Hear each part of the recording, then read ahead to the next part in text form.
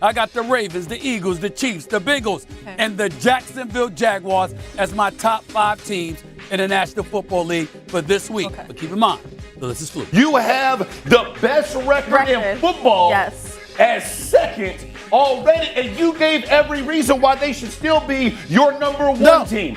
Almost losing doesn't equate to losing, is it? It's fluid. It's fluid. They didn't lose. They found a way to win when it mattered. How? Because their defensive line got after Dak and shut the door. That's what good football teams do. So they should be one. The Chiefs being number 3. I think I knew a guy named Stephen A. Smith who said, to be the man, you got to beat the man. The Chiefs are still the man in the AFC. They are still the dudes. You have a Ravens team that lost to the Colts and to the Steelers. Found ways to lose both of those football games to those teams. So you say it should be the Eagles, Chiefs at number 1, 2?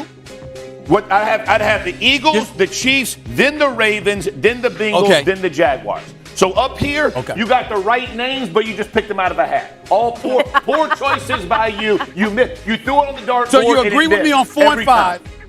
Yes, so you agree with me on 4 and 5, but you switch 1, 2, 3. The top, the order's wrong. Yeah, 4 and 5. I mean, you know, blind squirrel. You know, you got 4 and 5, right? 3 out of 5 ain't bad. Now, he's wrong on the top. I would leave the Ravens too, but he's also wrong at number 5. Ooh. You cannot put the Jaguars 5th when San Francisco is going to Jacksonville for the weekend and they're favored.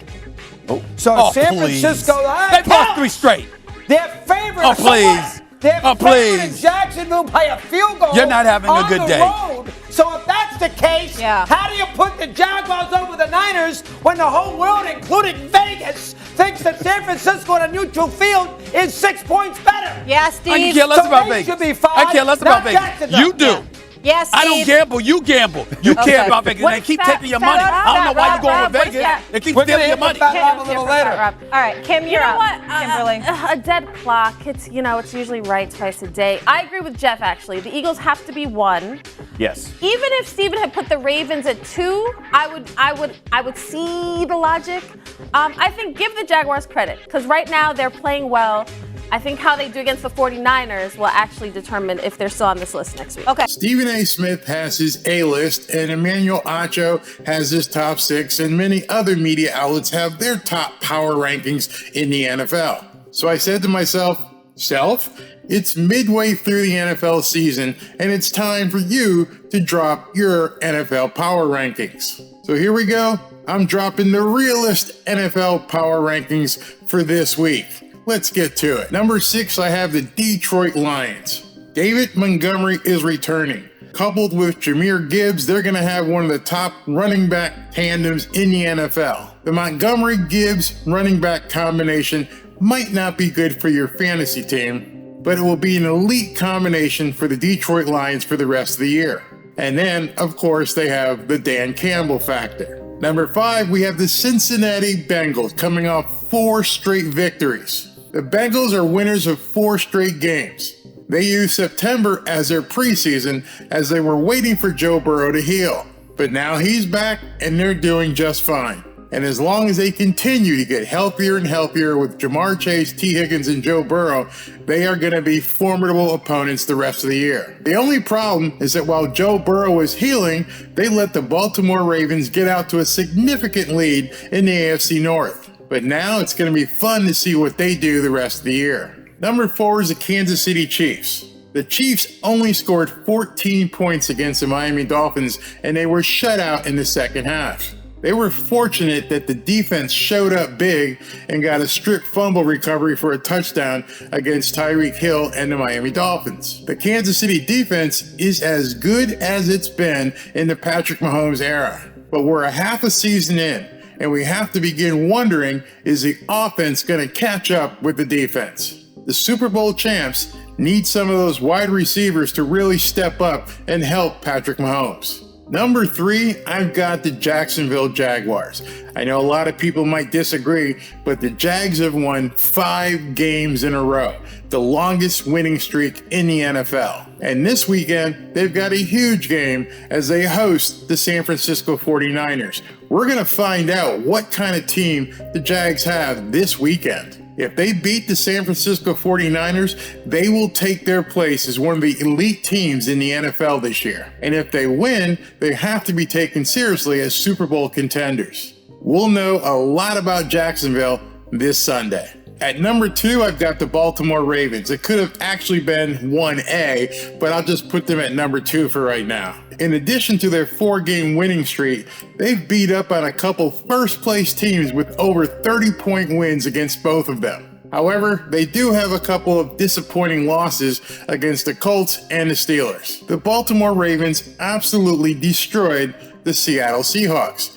They gained nearly 300 yards on the ground. The Ravens are this close from taking the top spot in the NFL. They have the most impressive resume this season.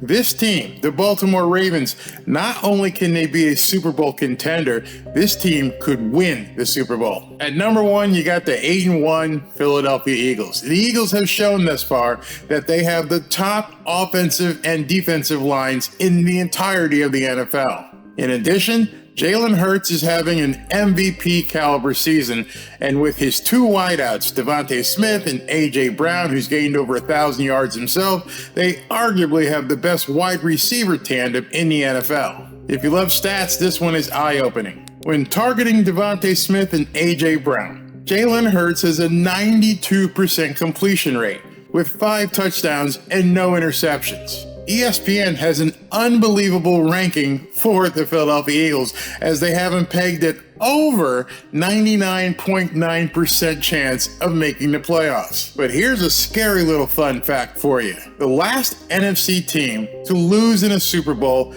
and return the following year to the Super Bowl was the 1974 Minnesota Vikings. That was 49 years ago. The Eagles, right now, are on a mission to change that. Now let's take a second and go over my honorable mention teams. Teams who aren't quite there, but could break through in any particular week. At number 7, we've got the Dallas Cowboys. The Cowboys were in a winnable situation against the Philadelphia Eagles, but kept finding ways to lose. The problem with that is that it happens way too often with the Dallas Cowboys. Unfortunately, it seems like it's been a part of their DNA lately instead of just bad luck. The story has been set, or rather the narrative has been set if you're a Miami Dolphins fan.